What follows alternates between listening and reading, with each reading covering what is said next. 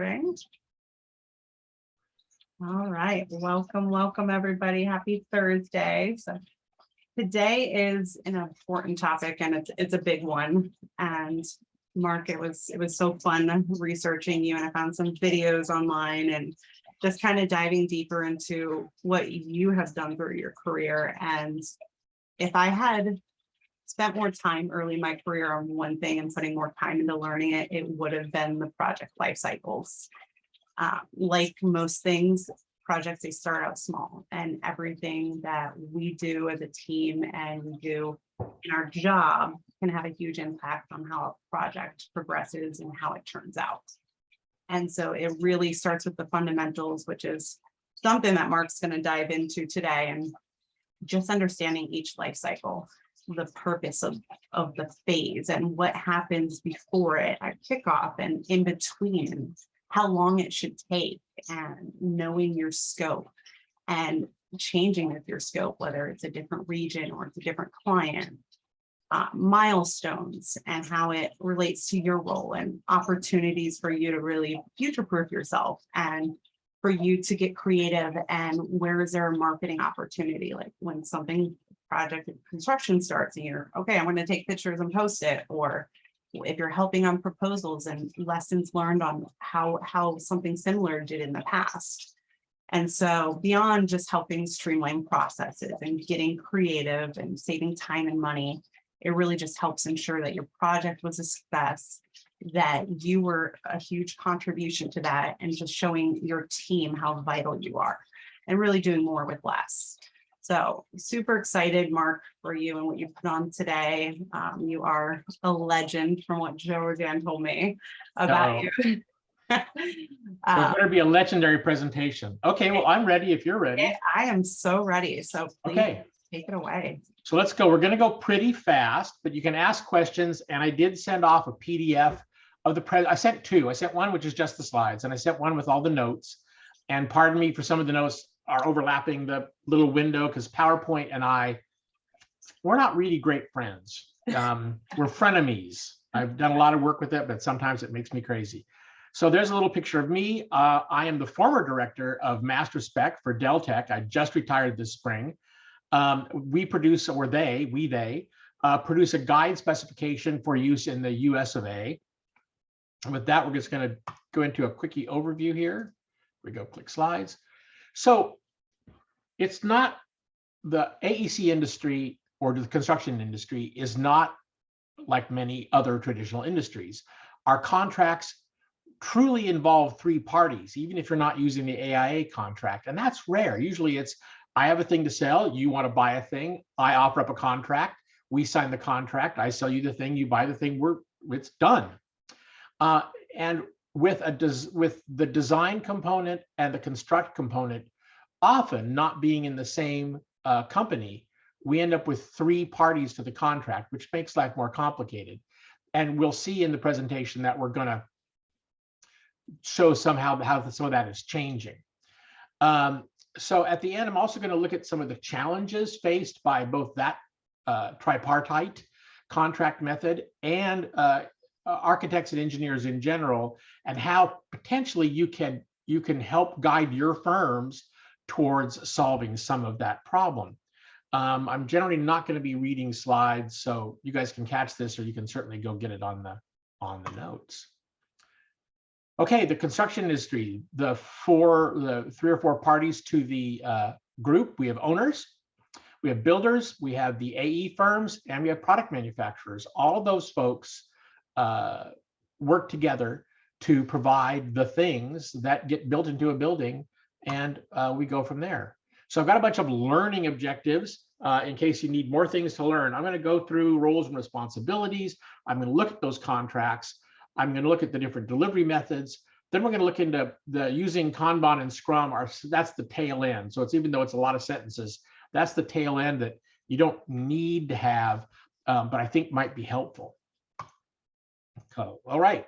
So who's the owners? Well, they initiate the project. They assume the risk. They're providing, it's an amazing amount of risk. You've got to get that loan for all that money, or use a bunch of your own money to design a building, but you're not designing it and you're not building it. You've got to trust a whole bunch of other people to make that happen. So they have a lot going into it. The design team responsibility. We have to listen to our owners, really figure out what they want and what they need, which may not be the same thing.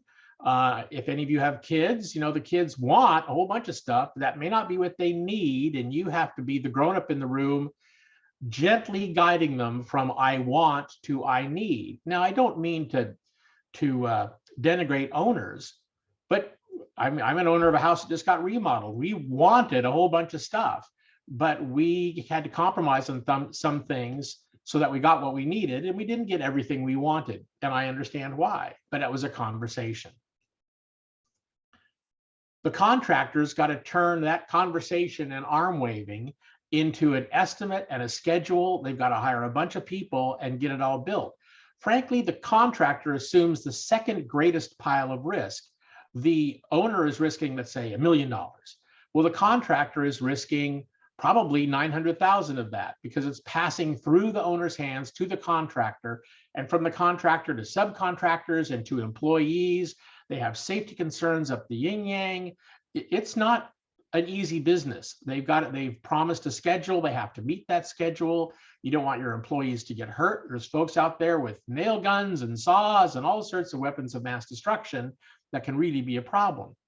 So their risk is second only to the owners. Then comes the architect's risk, which is frankly much lower. Certainly, if we design poorly with our engineers and a sky bridge falls down and kills 140 people, like it did in, I think, Kansas City in the early 70s or late 60s, that's bad. But that happens very rarely.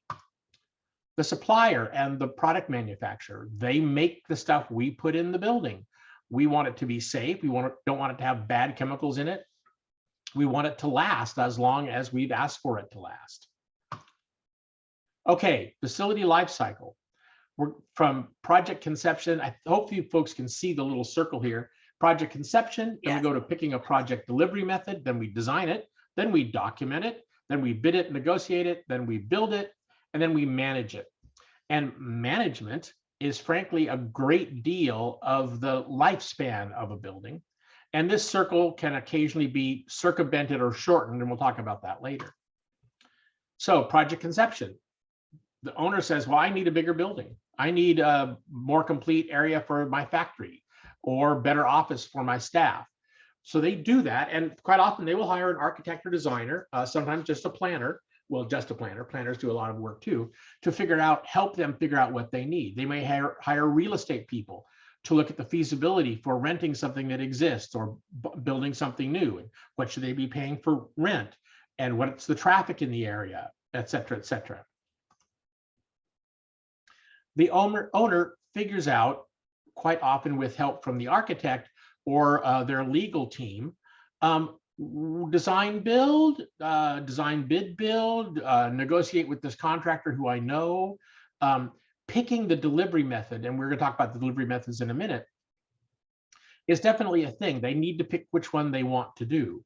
And the owner will assemble the team, the project team, the contractor, and the architect. Architect engineer. Now, quite often, but not all the time, architects will hire all the engineers.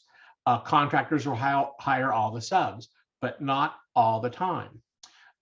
So we'll talk about that too. So during design, we take those preliminary planning studies and we start fleshing it out into a building. We start asking the brick what it wants to be. We start collecting data. What's the traffic? Are the soils any good? Get a hold of my civil engineer. Can we build here? We're going to need pilings. We're going to collect tons and tons of information, get a survey run, or ask the owner to get a survey run. We're going to want to do that. We're going to look at the owner's program requirements. Well, I'm going to build a factory. Okay, great. How big a factory? Okay, if it's this big a factory, we're going to need so many boys' rooms, so many girls' rooms. We're going to need this big a lunchroom. How big a lunchroom? Well, it depends on the number of employees. We are the people who've gone to school to hopefully learn how big a cafeteria you need for 100 workers. And as well as looking at the building code for how much space is required for tables and chairs for people to sit. for 100 workers? Are they all taking lunch at once? Are they doing it in shifts? We look at all that kind of stuff and their budget and their schedule, when they want to move in, when they want to get going, all these things. Okay, construction documents, we take all that stuff and now we take all that programmatic data and we start making it real rooms and real doors and real windows laid out on the site. And we make sure that we can get everything to fit. And this is where some of those unpleasant conversations happen between what I want and what I need. I wanted a great big beautiful cafeteria, but if I do that, we can't put the last machine we need to finish our factory. So what are we going to do? We better squeeze the cafeteria in here, or do we enlarge the building? You know, you've got to, you beat those decisions to death. And it's really a very iterative process. And I'll talk about iterative processes in the end. But when you iterate something, you're not going to get it right the first time. It goes, you have to go over and over and over again to get things done, to get things really nailed down. It's not just a matter of measure twice, cut once. It's a matter of measure twice, build one in the computer, throw it away, build another one in the computer, throw it away, measure again, build another one in the computer, throw it away, and the 5th or the 6th or the 7th or the 12th time, you finally get the one you actually want to build. Then the contractor shows up and kind of giggles at you and says there's really actually a better way to put those things together. Procurement, we need to figure out how we're going to pay for all this stuff. Now, traditionally, and many public agencies still do this, you design something, we prepare a complete as we can get set of construction documents, and these need to be complete so that the contractor can make a good bid. They don't necessarily include every single detail of where every single screw goes, but they should include enough information so the contractor knows just how many screws in a general way to buy for this job. I'm being a little facetious, but they do need to have accurate bids, or they'll come back to you with a complaint about how you didn't include things. And then it's bid, and then the lowest bidder wins the job, and then they build it, and they are tied to that low bid. Now that's the traditional design, bid, build way of doing it, and a lot of that's changing, which we'll go through in a minute. One of the reasons it's changing is this. Mr. McCleamy likes it not to be called the McCleamy curve. He likes to call it the effort effect curve. And he realized, well, a lot of us realized, but he put it into a nice little graph, that your ability to change the design is really early at the start. It's all in the computer, nothing, no two boards have been nailed together, no steel studs have been cut. But near the end of the job, to move that wall becomes very expensive. So the red line going up on one side, that's the cost to change it. The red line going down on the other side is your ability to change it. Traditionally, we did all of our design work on that green line. And notice that a lot of our green line is above those two curves, which means we're making changes to the documents, granted later in the process, and it's going to be expensive to change it. If we can get our work underneath the curve over the black line, then that's great, because we've made the changes to the design, which always are going to happen, before they cost too much to happen. Now, the little purple line there was not on his original curve. That's quite often when the trade subs, the trade subcontractors come onto the job. After the contractor's been hired, after the initial bid. My goodness, my general contractor on our house here was an excellent contractor and knew what he was doing on a lot of things. But he hired electricians and plumbers for their expertise, not just for their license to put pipes together or put electrical things together. Sometimes the electrician would come up with a great idea, but by the time they are hired and come up with the great idea, it's too late. Or it's not that it's too late, it just costs money to change it. Trying to get the trade subs underneath along with that black curve would be really handy. Okay, construction, we got all that solved, we got a schedule, we got a budget, we build. This is where our product manufacturers and product representatives come in to play. Who does your contractor have a relationship? Who do you have a relationship? I may be happy with Carlisle, but the contractor may be great with Sika. I may have specified Carlisle products right and left because they're good products, they last a long time. Contractor may have picked Sika for exactly the same reasons. I may need to change what I'm doing from Carlisle to Sika. Because of that relationship, the contractor is going to get a better price from Sika because they buy from that same distributor all the time. Well, why am I going to force them to use Carlisle when Sika, they're going to get a better price? Likewise, if I've got a waterproofing subcontractor on the job that's always used Carlisle, and then I want to change them to Sika, we're going to have a conversation. You don't want to put down your roller skates and pick up a skateboard. There's a transition there. And if it's your waterproofing, you may not want to be the owner that they get to learn on. So having the conversation with the trade subs and the contractor about who are you using, what products do you like to use, how can we keep the best fit of products with the contractor and the trade subs and the owner and our design to all work together. And having a good set of distributors and product manufacturers help you. And indeed, you might be using a new product, in which case you're going to want that distributor and product representative to work with the contractor to make sure they understand how to install it. For example, the Hilti company, of course, they're out pushing Hilti products. They buy innumerable pizzas to provide lunch to construction teams in the field to show them their tools, how they work, how the fasteners work, how their fireproofing products work, how well they work, and how they can be installed. So by educating the construction team, they're promoting sales. So that you may end up with a situation where Hilti might be a good idea on your job, or 3M or somebody else's fireproofing. So product relationships are really important. I'll stop briefly and tell you a short story. A friend of mine used to work for a post-production studio in Hollywood. And they do all the Foley stage work and the sound editing and the film editing, and they had all those studios available. And they were purchased by a foreign company that was going to show up in the US show business deal and make a lot of money. Well, they fired a bunch of people, hired a bunch of new people, and then they couldn't understand why they weren't making any money. Well, in showbiz and in construction, it's all about relationships. The reason that they got post-production jobs is that the film editor on the job may have a relationship with the studio. And now if the studio's management's changed, that relationship's gone. So maybe they go to another place to do their editing work.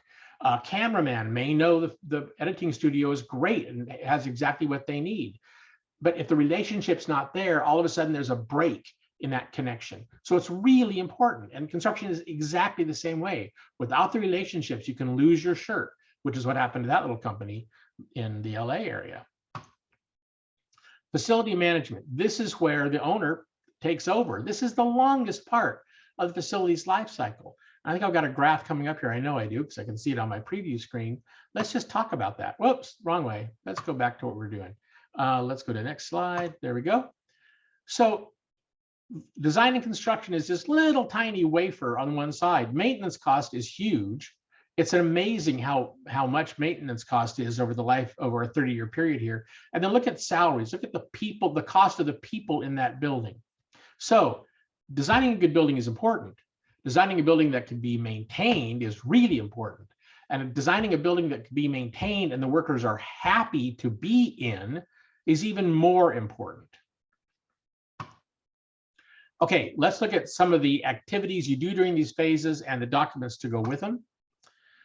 Okay, project conception, we've talked about this a little bit. We transform those needs and wants into something real. And the documents created, which is where you folks as project administrators and office administrators are going to be looking at the contract, which I might add to toss in something short here. I encouraged every architect, every intern, every single person working on job X should read the contract. The contract will tell you what you have to produce. Do you have to produce preliminary studies, surveys, and existing condition reports for this job or not? Do they already exist? If they don't exist, you'd better budget for them. You'd better have arranged your fee with the owner to make reports for existing conditions. They take time and energy and somebody to edit them. And that's all going to be in the contract. Several times I've seen people in the middle of drawing something and I've said, is that in the contract? We have to provide that? Oh, well, no. Then why are we doing it? That's not saying you can't do something because it helps your process. It helps the iteration. But is it in the contract? Everyone should read the contract. Some owners get all bent out of shape, AE firm owners, about the employees seeing the numbers, seeing the dollar figures. Those can be whited out. It's the scope of work that needs to be shared with absolutely everyone on the team. And especially office administrators, project administrators, you're there to remind the project architects that they actually have a scope of work and they have deadlines that they have to get to. The design stages. Now, any of you folks who end up going into CSI and doing their CDT, which is not a bad program, it's the construction document technician, they do their design phases a little funny. They don't consider construction documents, the last part of this, separate. They make this wild assumption that all the design has been finished during design development, and it not always has been. So conceptual design, it's when we're throwing our arms in the air and making ideas about what's going to fit. Schematic design, we make it a little more real. And then design development, after we've gotten buy-off from the owner, we actually take that schematic design and make sure that all the pieces are going to fit, that we have got the waterproofing included, that we know how the buildings go together. We haven't drawn every single detail, but we know what details we're going to have to draw. Okay, so conceptual design, it's not always common. We're getting these basic things put together. What are you going to provide in conceptual design? Well, sometimes some kind of massing and narrative description about what the building's going to do, basic info. Schematic design, what are we actually going to do? We're going to lay out these apartment units on the site, make sure we have the right number of parking spaces. We're going to really get beyond general and get a little more specific about, do all the parking spaces fit? We might need to arrange the buildings a little differently. We're going to iterate that in schematic design to make sure that we've got all the apartments, the amenities, the required sidewalks. We're going to make sure everything's there and it works. During schematic design, these are the things you might turn into the owner. Some sketches, more complete models, and we're going to talk about level of specification later. But you've gone from a narrative saying, well, we're going to have an electric-based HVAC system. Okay. You might be talking about, well, we're thinking mini split. Okay, great. You're going to get a little more detailed. Let's go to design stage, design development. Here we go. So we're going to really, we've talked about it in schematic design, and in sometimes we've had to provide 3 different schematic designs, only one of which the owner will pick. And they'll usually end up picking most of this one and some of this one and a bit of the third one. We will then take all that and fix it. We will glue it down. We're going to stop moving the building's walls around. We're going to make sure that it's constructible. We're going to really engage with our structural engineers. We would have talked to them during schematic design and probably looked at the budget and figured out a basic structural system. But at this point, we'll decide on the spacing for those columns, the spacing for those beams. We'll pick materials. Are we building this out of glue laminated beams on posts? Is it all steel? Is it all concrete? Big choices. Out here, we tend to do lots of steel and some wood. In the Midwest, where steel, which usually comes in from one coast or the other, is harder to get to, the Midwest builds with a lot of concrete. Also, they don't have earthquakes, except in Madrid, Missouri. So, different choices are made for different reasons in different places. Okay, so what are we turning in? We're going to have more precise drawings. We're going to get all of our engineering criteria nailed down. We'll continue to develop the model, and the specifications and the non-graphic information likewise is going to continue to develop. Now, the construction documents are not an official stage in the AIA contract, but it really depends on the delivery method. And in the construction documents, we're finishing up the drawings. And we're also getting ready, if it's a design bid build job, to issue a contract that will be sent out with the bidding documents for the contractor to look at. Usually it's not the contract. Usually it is the general conditions to the contract. It's all the things they're going to have to pay attention to. All those things will be in. For example, in Skamania County down in the south part of Washington along the Columbia River, there was a contract clause that said there will be no rain delays in, I think it was the last 2 weeks of October, because that's when hunting season started. And the contractors down there love to have rain delays so they can all go hunting on Friday and be out there early. And the contract specifically said no rain delays for those 2 weeks. So, it's important to watch out for that kind of stuff. Okay, construction day stage documentation. These are going to be the final documents we create as architects for the most part. So we're going to have details, we're going to have wall sections, we're going to have all sorts of pieces. The non-graphic stuff, the specs are going to be complete. They will be entirely done at this point. Procurement, we've talked about this just a little bit. This is where we're going to do competitive bidding, or we're going to directly purchase things, or we're going to request for proposals or purchase to bid. All the stuff with procurement is going to show up, and that changes completely depending on the delivery method you're using. But procurement is definitely a stage. Sometimes it's very little, sometimes it's more complicated. And during construction, what are we going to do? The contractor is going to mobilize their crew. They're going to get them on site. They're going to start building. And then we're all going to administer that contract.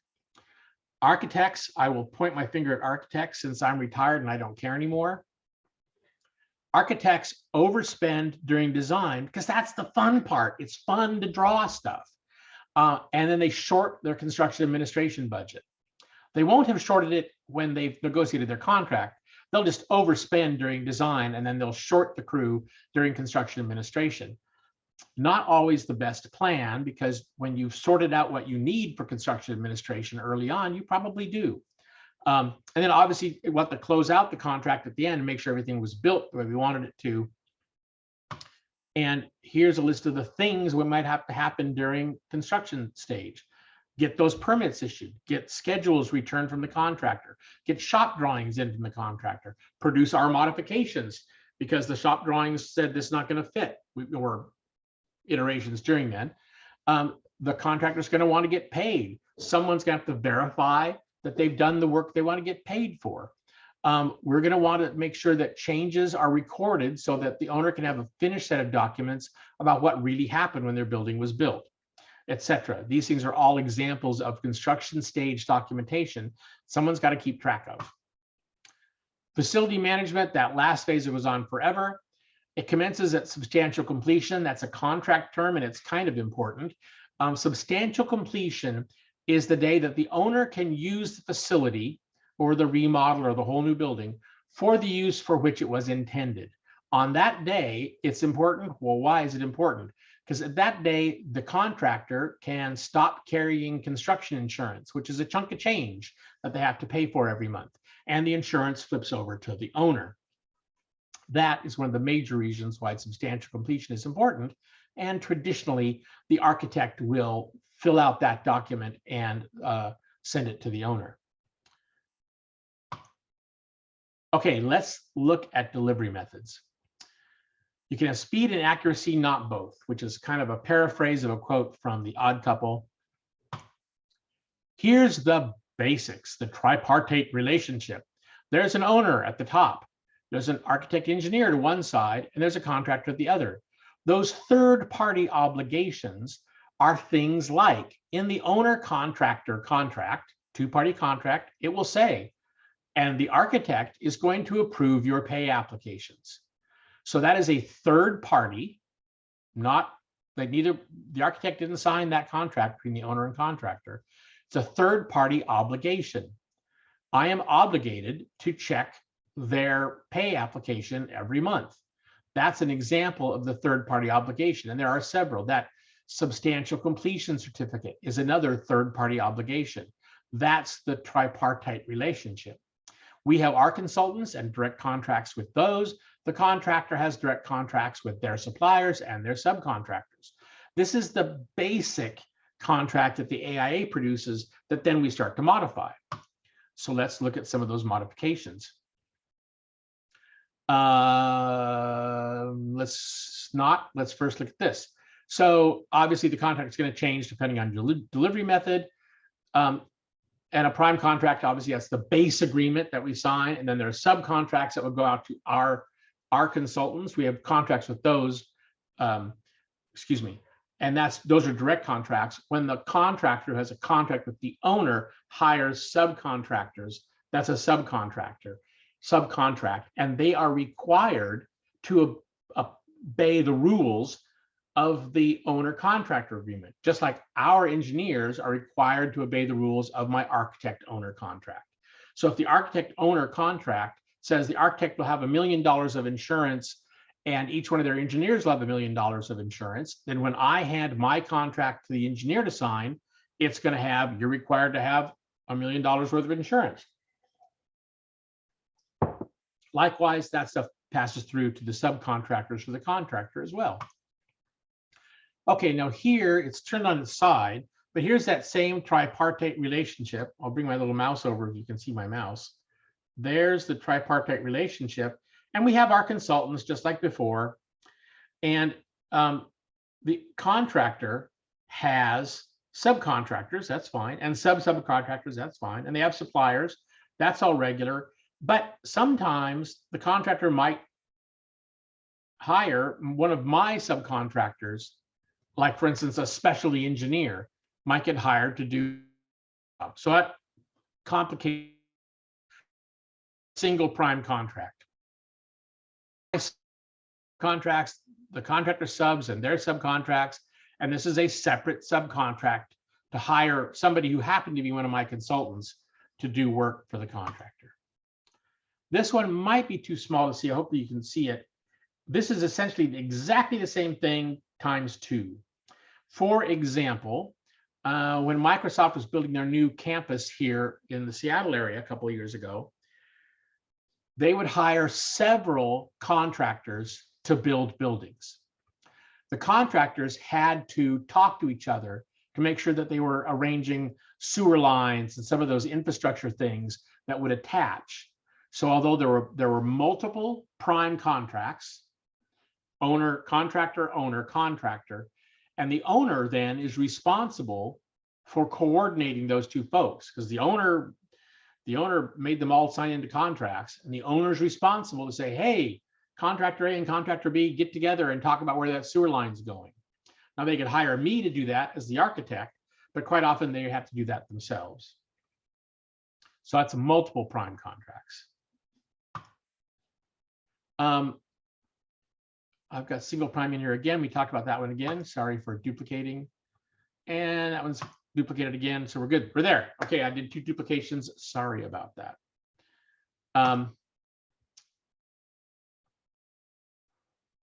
Oh, okay. So these are going to be, and I'm sorry, it's partly whited out here, the different ways of delivering this life cycle.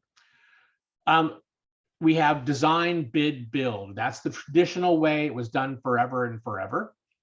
We have design, negotiate, build. For example, the folks at Red Hook Brewery here in the Seattle area had a very good relationship with Seattle Construction, or CCON. They didn't put their new brewery out in Woodinville out for a bid. They negotiated directly with CCON for the building of it. You don't have to take things to bid. This was a private owner. Wasn't public money. They worked the drawings, or we worked the drawings with CCON and the owner to get to the price and a schedule and a budget. And then we produced a final set of drawings, and CCON went and built it. So we designed, then they negotiated everything. We went and built it. Now, starting back, oh my goodness, 30 years ago now, construction management started to become a thing. People were realizing they weren't getting really efficient, high quality construction out of design, bid, build. Lowest bidder construction simply was not cutting it, frankly.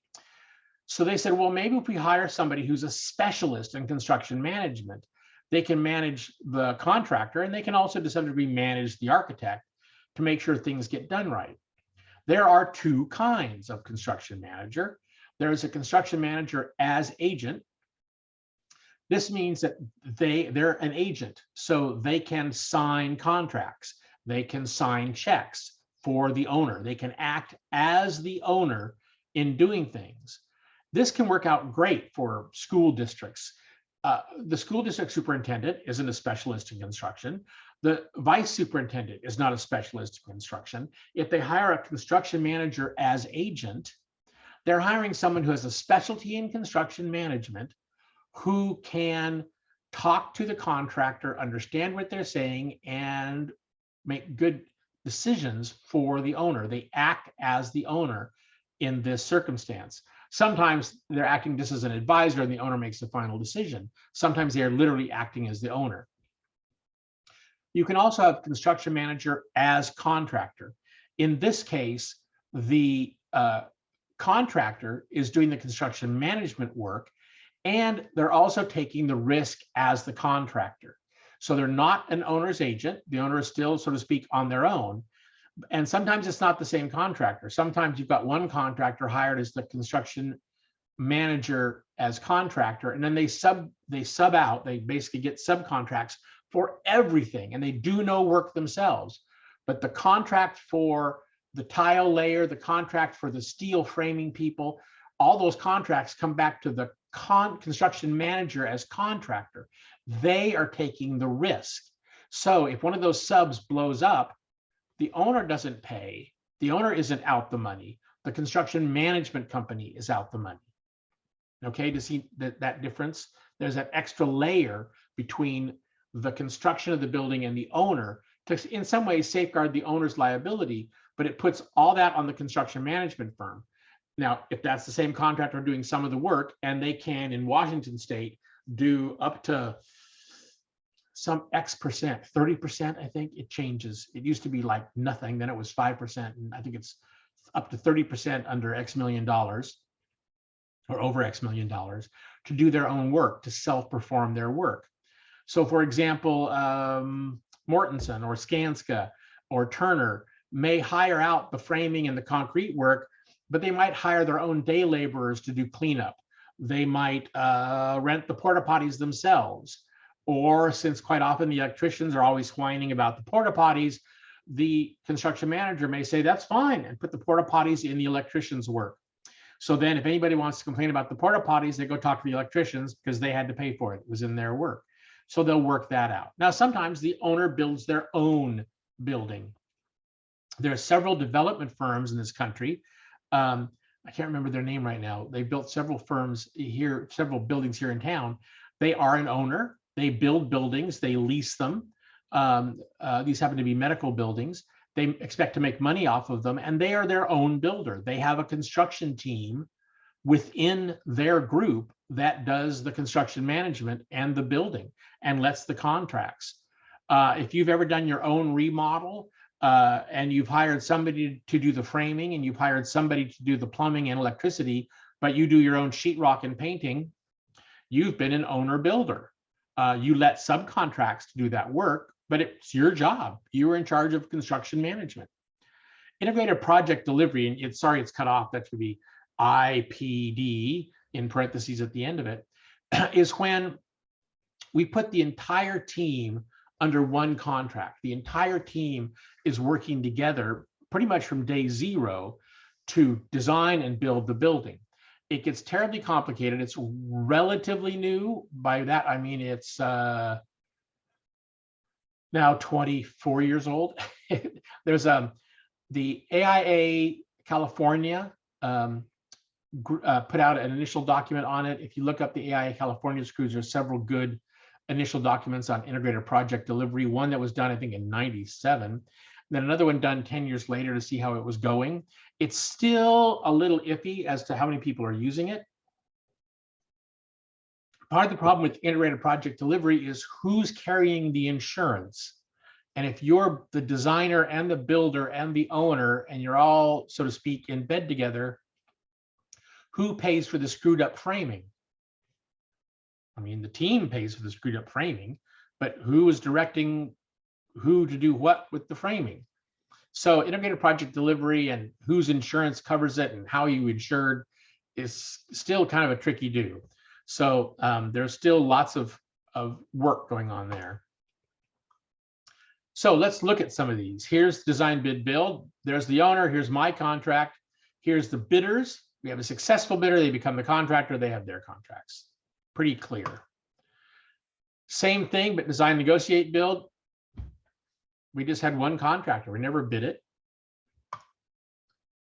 Here's construction manager's agent. You can see how they're now Mark, in the quick middle. question. Sure. Would you say design, negotiate, build is sometimes just abbreviated to design, build? No.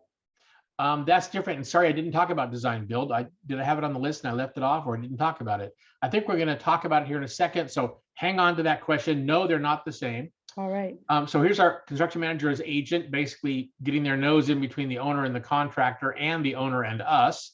Notice how we both report to them. And here's construct. Now here's where I mentioned the construction manager is the contractor. They're attached to each other. And note that I go talk to them, not talk to the owner. So my third party obligations are now with the construction manager. This can be a little dicey sometimes, and that's always a bit trick. Here's design build. Now I'll answer your question. In design build, we, the architect and the contractor, we both create a design build entity. The XYZ design build company, which is for the XYZ project only. It may be a single project shot. And so we go together to become one contractual entity for the building of the building, and we split the profits. Now, reality is, since the contractor is taking most of the risk, the contractor is going to get most of the profits. We have less risk, we get less profits. But we're tied together. If the building falls over or the roof leaks or something bad happens, we have to pay, we will pay per those same percentages. The contractor got 90% of the profit, they're going to pay 90% of the screw up, and we're going to pay 10% of the screw up because we're tied together in a relationship. Now, privately, back at our own offices, we may have said, well, we're not paying our 10% because you guys screwed up during construction. Okay. Or the contractor may say, why are we paying for this? You guys screwed up in design. But the owner doesn't see that. The owner doesn't see that conversation. We have that privately. And then again, we hire our own consultants. The contractor hires their subcontractors. This can be this way. This can also be that the design build entity hires all the subs.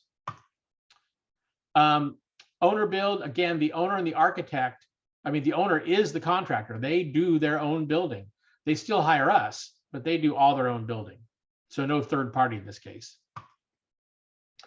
Integrated project delivery, I didn't discuss this, which is fine because I can discuss it now. One of the advantages of integrated project delivery is that here on top, we have the traditional design method where we figure out what we're going to build, and we figure out how we're going to build it. Then we figure out who's going to build it, and then we actually build it. And it's all very linear, which is nice if you've got lots of time. But if you don't have lots of time, prices are going up every day. You want to make those decisions quick. So you notice here on the lower graph, what we're going to build starts out a little bit, and then who, we get that contractor on board right now, or we engage them. They may already be on board. We engage them quickly so we can make good decisions about how we're going to build it. So then all of us can march down the garden path in building it, and we collapse a lot of time. So you can really save a lot of time with integrated project delivery. Hopefully, that little gold triangle is what we get with integrated project delivery. Now, I want to talk about commissioning a little bit. We've talked about the tripartite relationship. We have owners and architects and contractors, and everybody's happy, and the project went great, and we're all done. Well, with LEED and the other sustainability things that are happening, and just good building science in general, and the complexity of HVAC systems and electrical systems that are all tied together. Remember, those blinds on your fancy office building have sensors that see the sun coming up and lower the blinds, and they talk to the lighting instruments, and the blinds and the lighting instruments talk to the HVAC system. Systems get pretty complex nowadays. Used to just commission HVAC. Somebody'd come in and make sure that the air was balanced, and then they'd leave and everybody was happy. So there are now independent people who specialize in commissioning, and they may just do the air balancing, the tab, testing and air balancing. That would be a system commissioning, just mechanical or just electrical. Quite often nowadays, it's total project commissioning. where you get a commissioning authority, again, another specialist will be on the job. And if you're smart, you will get them on the job really early. They may have some specific expertise as to some of those systems that don't work well with each other.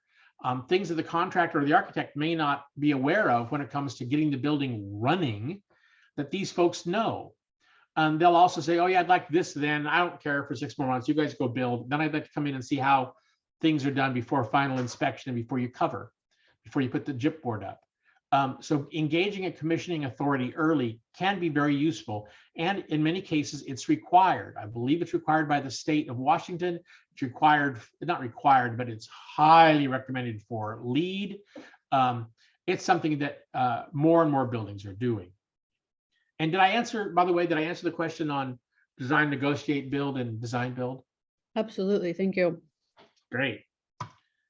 Okay, click the magic button. And as you know, I talked about relationships, and I talked about all these different contracts and all the different people involved. Participants affect quality. Everybody affects how good a job it's going to happen. And having the team know and trust each other early in a job is going to result in a better job. It simply will. The contractor is not your enemy. The contractor just wants to make profit and go home at the end of the day, just like you do. So work with them, understand that they've had a hammer in their hands far more than you have. On the other hand, you've laid out 15 different hospitals, and they've only built 2. So realize each other's areas of expertise and work with each other. And in the end, you're going to end up with a better job. Okay, so how are we doing? 46 minutes, we got 15 minutes. This is good. I think we're doing okay. We're at slide 53, 46 minutes. We're still doing a minute a slide. We're great. So let's look, that's the core of what we wanted to do in the presentation. I wanted to talk about the different types of contracts, the different types of delivery methods, and make sure that you understand that this isn't just buying a thing and selling a thing. The complexities of the relationships really can make a mess out of life if you're not looking out for them. So hopefully I've done that. And we've got 10 or 15 minutes left before you guys have to go away. Those of you have to leave at 1 o'clock, you got 10 minutes. Let's talk about a few of the problems in our industry and how we might be able to fix them. So here's some factoids. And in the notes, I have all the sources for my statistics here. Now, this is from a year and a half ago. The size of the construction industry, it's enormous. $1,293 billion. That's a lot of building, 495 of which is non-residential. So lots of houses, which is why they talk about housing indices on the news. Wow, the millennials make up 75% of the global workforce because I've retired. The baby boomers are out of here. And by the way, Gen Z, it's going to be majority non-white, as has happened, as has been shown on several occasions. A diverse workforce, guess what? They come up with better ideas. The more different directions you have looking at a problem, the more good ideas you're going to get to solve that problem. Data, everything is data nowadays. Zettabytes, and you can look it up. Zettabytes are, what is it, like 10,000 times bigger than terabytes or 100,000 times bigger than terabytes. They're huge. They expect, and look at this, 2020, 59 zettabytes. In 2025, they expect it to be 175. And I believe I was looking at something, and right now it was 100 per year of data collected. And a lot of it doesn't get used. And the construction industry, we don't use the data we collect. And I think I've got another slide. If not, I may have cut it. Is that when it comes to people who collect data, the government collects some data, private industry collects a bunch of data. The construction industry, compared to other industries, is almost dead last in collecting data, and we don't do anything with it. My grocery store collects data on what's being purchased, where it was on the aisle, was it on the top shelf or the bottom shelf, and how many were purchased, and how often people stop and look at it. It's the beginning of the month, the end of the month. My grocery store is thinking about their customers, is thinking about what happens, and the construction industry isn't. Let's look at something else, which is totally crazy. The original graph of this, which was from 2005 or 6, just had one line at the bottom. This is construction labor productivity. And it's not that little dark blue line that's going up. Starting from 64 to 2012, and I'm not sure that a new graph has come out, but this one still proves the point. Non-construction labor productivity went up about 40%. Construction labor productivity went down 1/3% per year via other non-farm industries.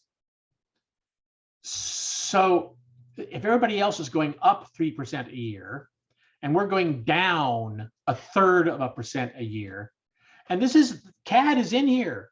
CAD is 1988, 89. That's what I got my first job doing, was CAD. CAD's in here. BIM's in here. We started using BIM in 2006, 2007. It's in there. We're not doing any better. The construction industry isn't dealing with itself. They're not dealing with their data. They're not looking at this graph, and they're screwing themselves up. Value added per employee. Employees are adding a lot of money in real value added per employee in 2005 dollars in manufacturing. Look at construction. We have lots of employees. We're not adding a lot of value. Here's something that my firm, before I left them, Deltec, before I retired, this is key project indicators tracked by architects and engineers. Most of them got net revenue. That's good, 93%. I don't know what the other 7% were doing. Profitability, you bet, they're on that. They want to make sure that that's been done. Their accountant made sure they had average collection period dealt with, et cetera, et cetera. But look at client satisfaction. Only 43% collected information on client satisfaction. What? I mean, I can understand architects not caring about numbers. We're in it to draw. We like to draw. It's fun. We'd like to make pretty buildings. And I'm not an accountant for a reason.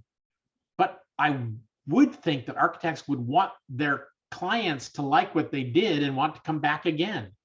But only 43% collected any information on client satisfaction, which means they don't know if their client was happy or not happy. How can you not do that? Well, Mark, Yeah. so what I was wondering is, because there is, and I've been noticing this where I am, and I went to grad school in design management, and one of the things that firms are doing across the board, but it isn't happening in architecture, it seems to me, is really, it's a customer focused, customer centric view. Like, Right. the breakdown of like, okay, who is this for? What are their needs, wants, and desires? And what are their aspirational goals, and how can we fulfill this? And directly, I'm not putting it that eloquently. No, but is this yeah. what you're saying is Yeah, like that's missing? yeah, we're not Because I paying keep attention to our thinking that clients. that's missing, that we're still Right. drawing, we're still Right. designing what we think are pretty buildings, but Right, and we should be. And I don't. they still rant should be pretty for- buildings, but Yeah, I could rant for hours on that, but I won't. It's kind of sad. I mean, the numbers aren't lying here. And this Yeah. is not the first year that this number has been there. The Deltec Clarity studies, you can go to Deltec and get to Clarity. The McKinsey folks have bunches of studies out there too, and they're wonderful studies. They have lots of great numbers about the AEC industry. And we're falling down on the game. On-time delivery, 32% bothered. You know, it's unimaginable. So these are issues. So I can whine about the issues forever, but we're going to get into some solutions here in just a second. It's almost time for some of you folks to bail out if it's almost one, but you've got all the slides, so we can keep going. So Dr. Paul Thielholtz, that was the labor graph. Some information came from the Construction Users Roundtable in 2004. There's a great book. The conclusions are stupid. I mean, literally, the conclusions are just lame. Broken Buildings, Busted Budgets by Barry LePatner is great. One of his conclusions that was lame was the architect should make absolutely complete 100% drawings. Well, that's kind of like when they were teaching us calculus, you know, and you take halves and halves and halves and halves and halves. We can't do complete drawings. We will never get paid enough money to do complete drawings. We should do accurate drawings. They should be complete enough for the contractor to be to either ask us intelligent questions or figure it out themselves, but they're never going to be complete drawings. But it was a good book as to looking at the problem. The What Are You Worth document, I hope you guys can still get that. It's from the 2014 Design Intelligence. It really talked about why baseball players earn more at a single at-bat than I earn in my entire life. Maybe 2 at-bats if I'm feeling like I was really rich. And that's part of what's worth. And we aren't getting owners to understand our worth. The contractor does. The contractor can say, look at all this money I'm spending every week to pay the crew to build your building. And there it is. It's being built. And the owner can see that value right there. It's in front of them.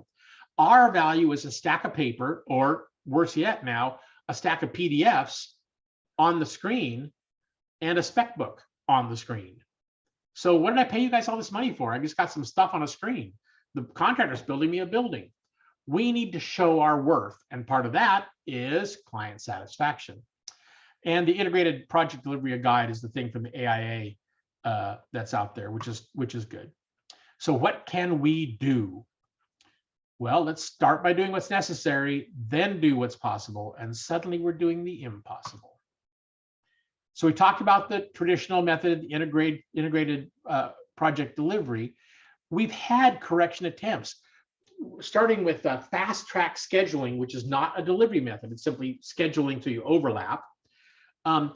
People started doing this stuff in the 60s, trying to figure out how we could get more efficient in what we're doing. Design build, trying to get more efficient. Construction management, trying to get more efficient.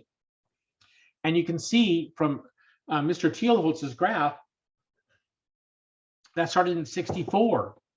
In 64, fast track scheduling is a brand new thing. None of those attempts have succeeded. None of them have worked.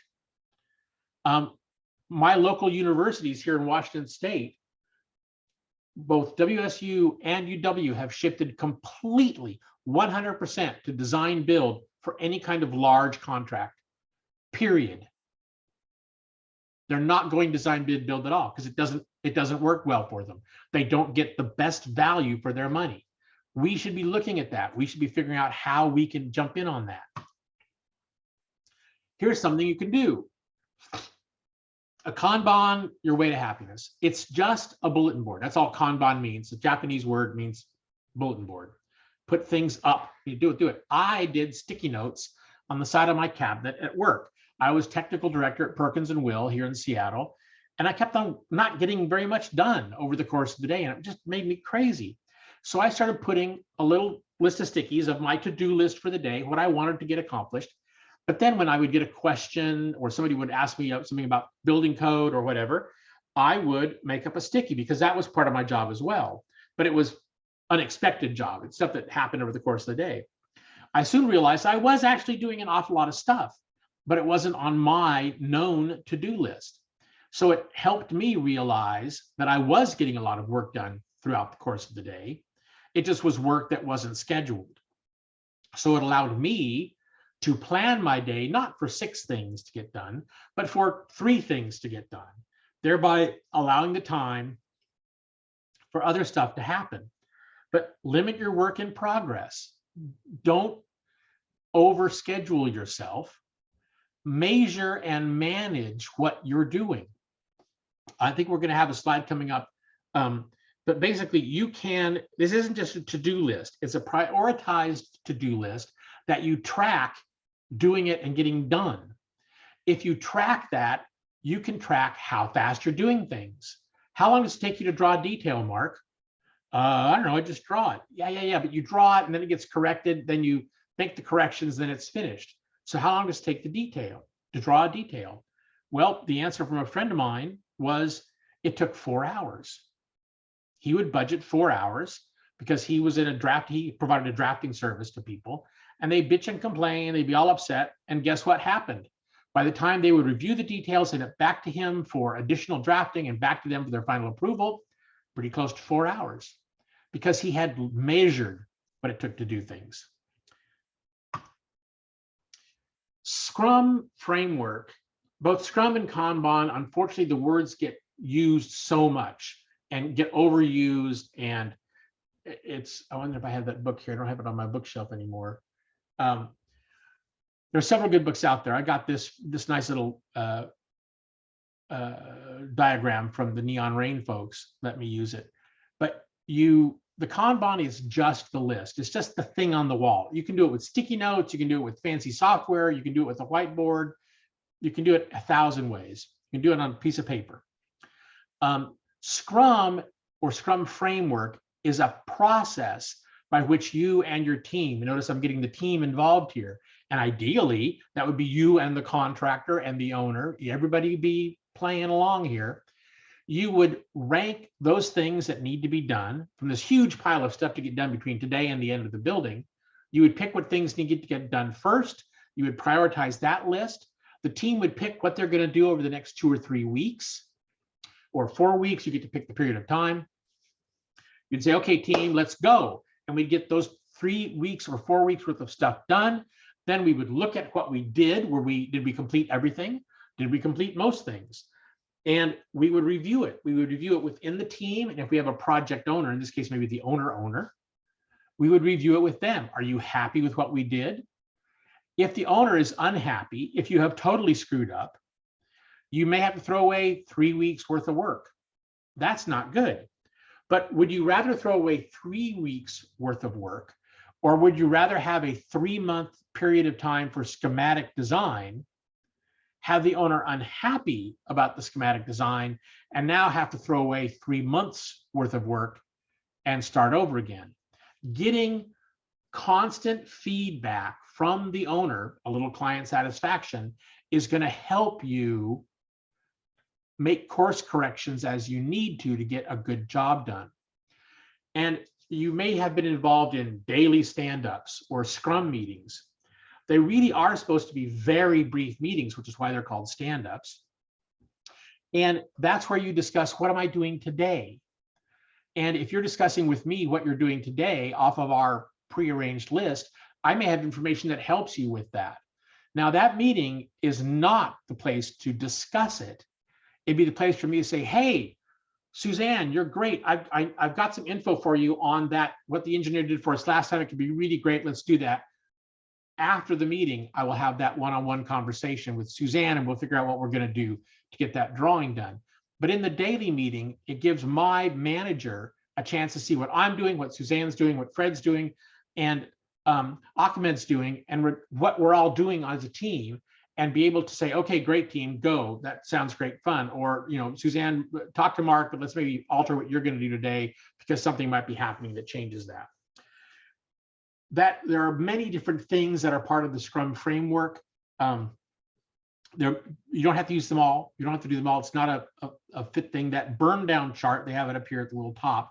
Just keeping track of your tasks, all the things you've got to do, and how many of you you've got done every day. You're going to start finding out how long it takes you to do that detail, how long it takes you to draw another iteration of a plan. The other reason why this is useful and the Kanban is useful is that this was invented by the software industry. And guess what? They live in a highly iterative, change-rich environment.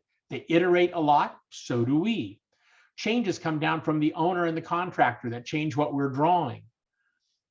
Changes happen in the software industry that changes what they're going to do. And it happens a lot. Change-rich, iterative environment those folks have figured out that breaking it down into small chunks and taking chunks of work in 2, 3, 4 week periods of time, reviewing that work and moving forward helps them course correct and not make as many screw ups. I think it can help architects and engineers not screw up as well. One of the things they have in there, which I think is a great idea, I'm just going to glance over it here, but you can look it up. It's user stories. We have drawn, and here's my example, we used to draw all sorts of details, and we were in a meeting planning a job with the contractor. And they said, well, we're going to draw this detail and this detail and this detail of this tile work. And the contractor said, I don't need any of those. What do you mean? I need the detail of where the tile changes at the corner and how you want the waterproofing to run. I don't need a picture of the field of tile, the wall itself. It's useless to me. I got that. We would have spent 4 hours per detail, 12 hours, 12 hours building 3 details the contractor wasn't going to use. Instead, we had a conversation. We found out what they needed, and we were able to provide useful information for them. So as a tile setter, I want to figure out what the details at the corner are because I need to make sure the waterproofing works. So using criteria to pick what you're going to do, to pick the task or to invent the tasks that you're going to put on that big task list can really help you zoom in on what work do I have to do that provides value to the owner, or in this case, the project owner isn't the building owner. The project owner is my contractor. I produce a set of drawings and a specification. The contractor produces a building. I'm making a tool for the contractor to do something with. I want to give them the best damn hammer they can have so they can grab it and go. It makes total sense for them. So having these conversations, working out user stories helps my contractor be really effective. So we've talked about this. Engage your clients regularly. Make them part of your process. Does this require more of their time? Yes. Is it worth it? I think yes. And again, set expectations, continual review can help the relationship. Just ask your spouse if continual review and setting expectations doesn't do that. Okay, I'm going to blow through these pretty fast. From now on, we're kind of into total gravy. So these are some questions and answers like, oh, we do fine now. What do you, I don't do all this extra stuff. We're doing great, says the boss. Great. Top-down approach. The boss tells the project manager what to do. The project manager tells me what to do. It can work. It may be working. Fine. Document it. Write down what you do on sticky notes and hang it on the wall. And I'll bet you there is something in that list of sticky notes that you can improve upon the next time you do that same set of tasks.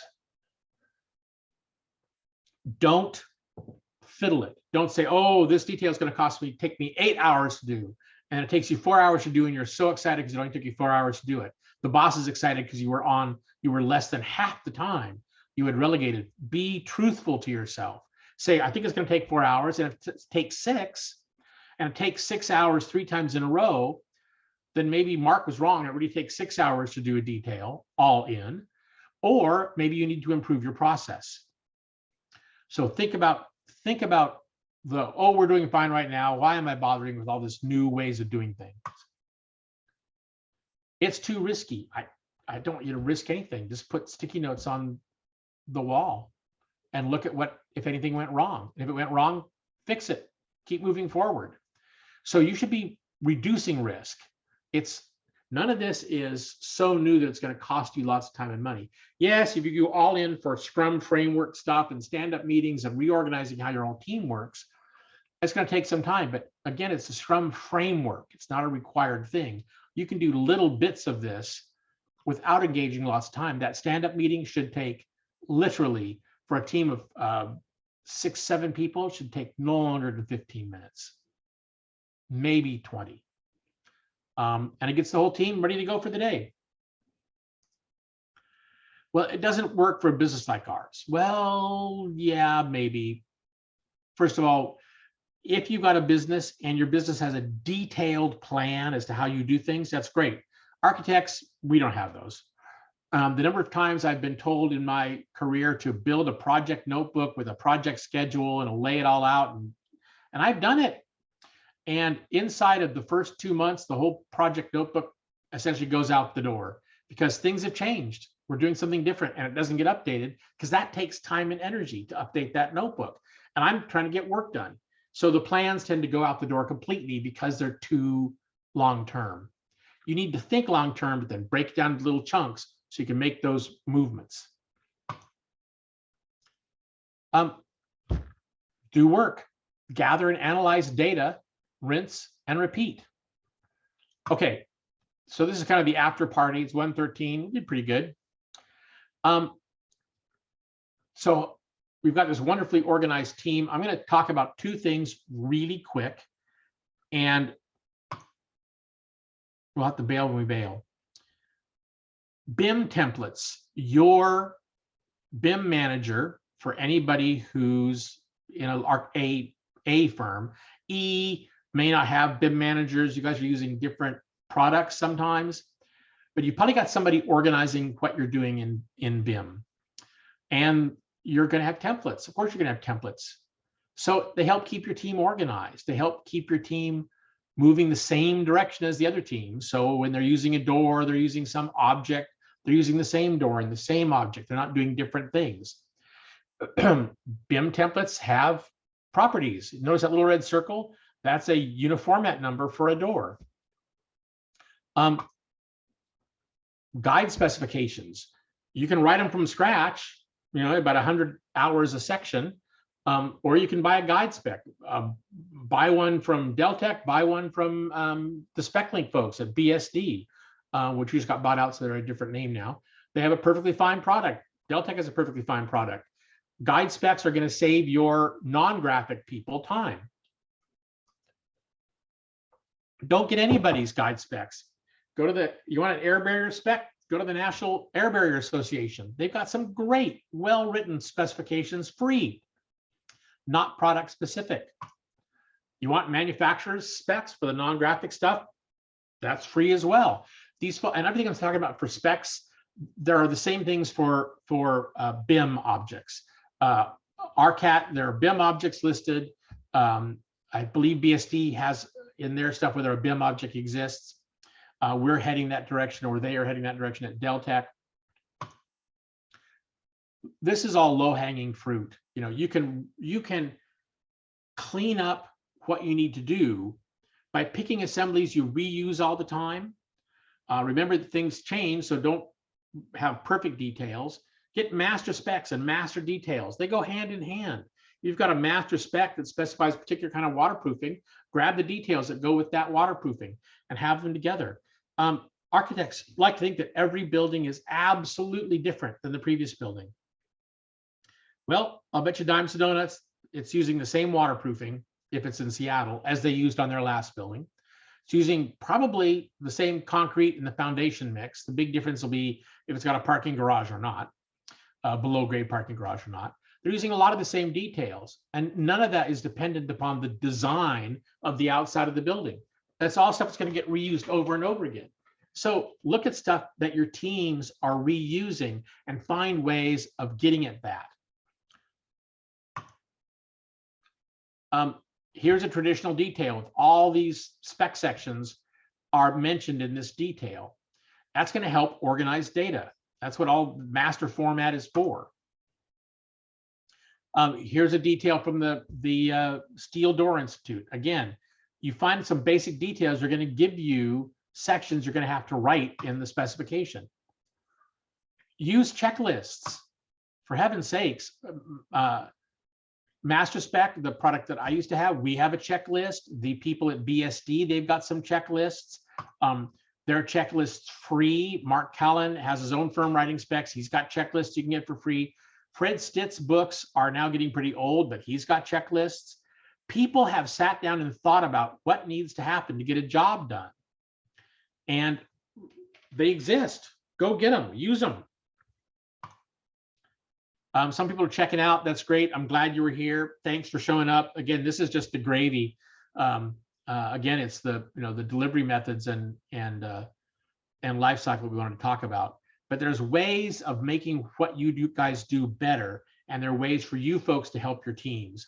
So again, more checklists, a table of contents checklist from our old product, BSD, has a checklist of what's in each section on there. I think it's available to subscribers only now. This is an older version before that.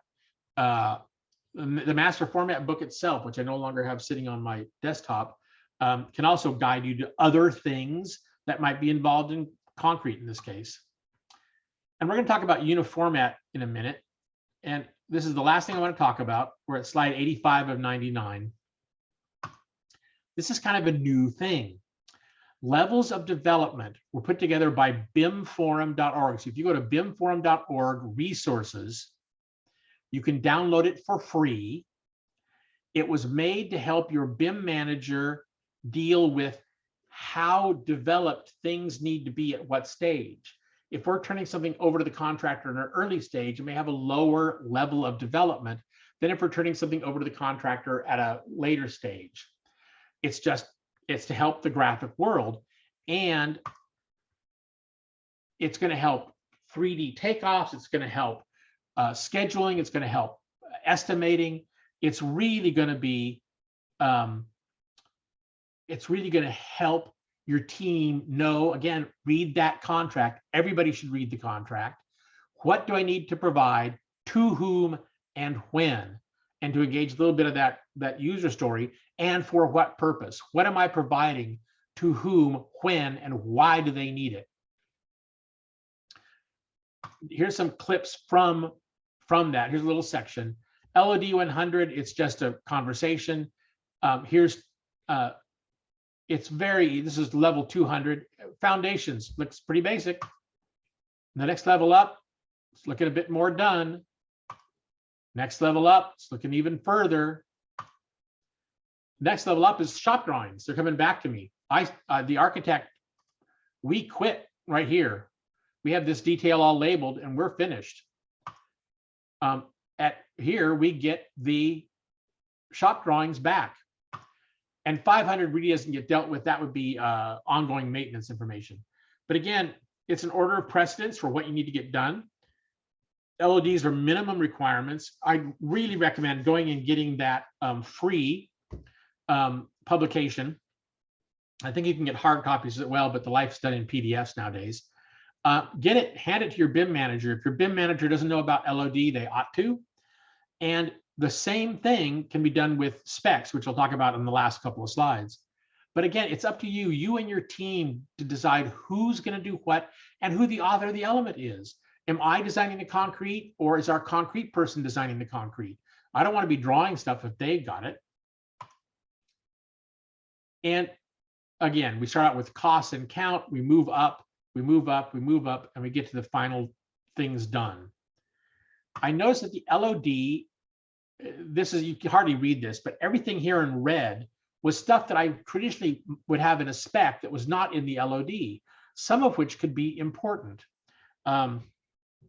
It's not quite 1:30 yet, so I'll keep talking. We're almost done. For instance, mock-ups for concrete. Well, most jobs you don't do mock-ups for concrete. Who cares? Well, if you're building a building for UC San Diego, which loves white cement concrete, you're going to do mock-ups. Okay, fine. Well, okay, fine, yes. But mock-ups require that my concrete people be on board early, that they produce finished chunks of concrete on site, and that those are approved. So it's totally out of sequence work.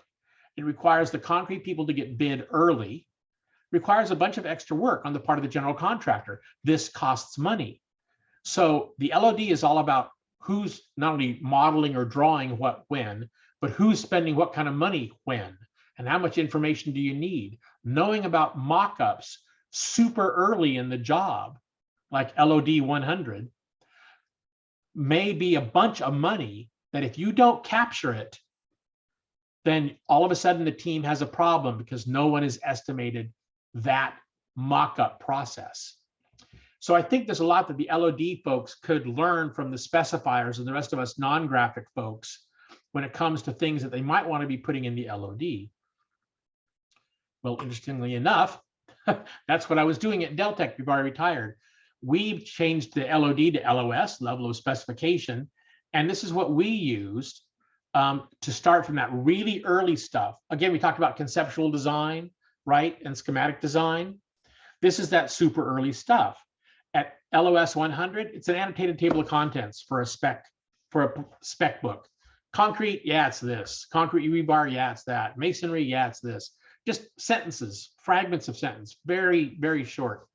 LOS 200, a preliminary project description where we've really gone into a little detail. The concrete needs to be probably 4,000 PSI concrete, probably 70 KSI rebar minimum, maybe 90 KSI rebar.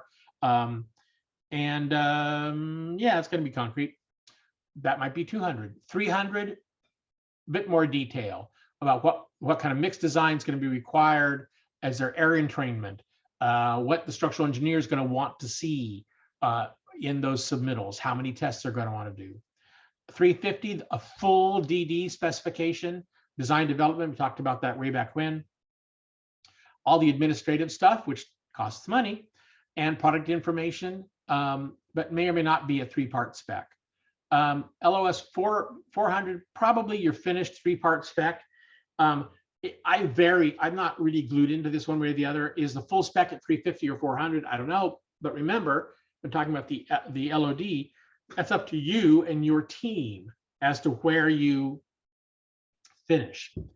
LOS 500, we really don't get into that much because we do design and then we're gone. The contractor builds and then they're gone.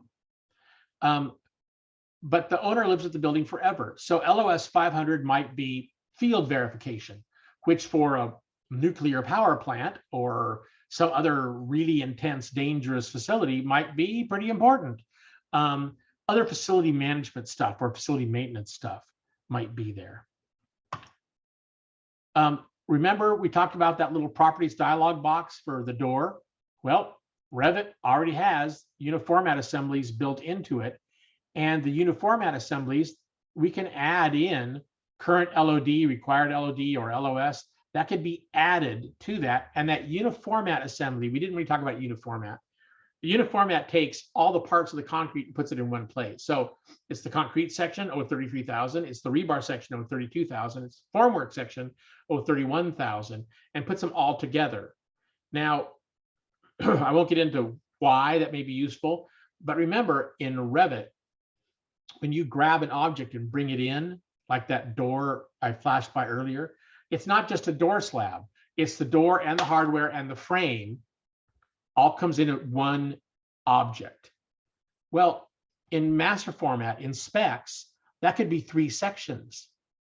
It could be the casing in the woodwork section, it could be the door slab in the door section, and it could be the hardware in the door hardware section. Or it could be, and quite often is, a metal frame in a metal frame section, a wood door slab in a wood door section, and again, hardware in a 3rd section.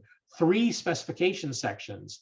But as far as the model is concerned, as far as that junior draftsman or draftsperson grabbing something and putting it into the model, it's one object. So thinking uniformat is sometimes better than master format. You may not care, uniformat, master format, I don't care. But if you're looking at LOD, you'll notice that LOD from the BIM forum folks works in uniformat.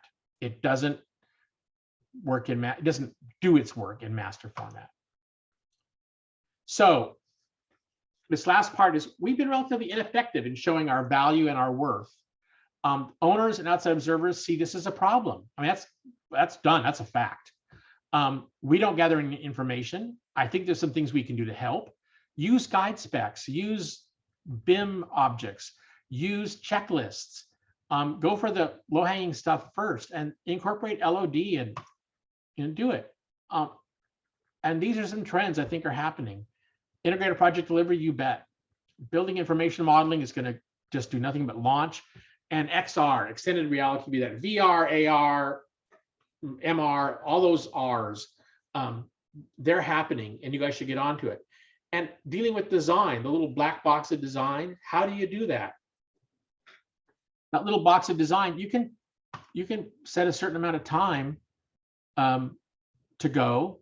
And and say, designer, you got 100 hours to do this work, and then it's done. And they don't need to be organized. They don't need to have a Kanban. They can just do it. Okay, 1 hour and 24 minutes. It's 1:28. I've been yakking. Any questions? Well, you did amazing, first of all. And lots and lots and lots of comments. So I copied them for you too, just because I know Okay, great. people are starting to hop off, but a lot of great feedback on just the wide breadth of just touching every topic. So amazing. So does anybody have any questions for Mark? Any comments beyond in the chat? Lots of thank yous. Yeah, and send questions to you guys, and you can send them to me, and I'll answer them and send them back too. So That would be awesome. And I'll give your LinkedIn information as well, so they can find you there. And yeah, there are a couple of Marc Chavez's on LinkedIn who I know because we found each other on LinkedIn because we were both Marc Chavez's. But yeah, I'm on LinkedIn as well. Yeah, I was sure to make sure the picture was you. So just one question for anybody still on. So beyond revisiting this presentation and the learning, what other resources do you recommend for people just to dive in? I know you gave some books, which I thought was awesome. One that I had early on that I started using was to get a project mentor. And so that could be someone in your firm. For me, it's Yeah. principal, and you like literally we have started just going through every phase, and it's like, okay, we're going to focus on schematic. Okay, what does the architect expect from us? And then what are we going to deliver? And then what happens in between? Well, I think you hit the main one, just to find a mentor. If the principal of the firm, because your firm's going to do it a little differently than somebody else's firm's going to do it. Yeah. The AIA's project, what do they call it? Their project guide. It's got a name. It's quite thick, but it's not a bad book. CSI's project, what is it? Project management resource thingy do. I gotta find it. Here we go. That would be amazing. Yeah, CSI's book that they use for the delivery process, which is where some of this stuff came from. What is it? It's not what my mind is going blank because it changed. It used to be called the Project Resource Manual, and it's something. Well, if you find it, maybe you can send me the link and I'll include it with this recording. Yeah. For them, because I think that would be amazing.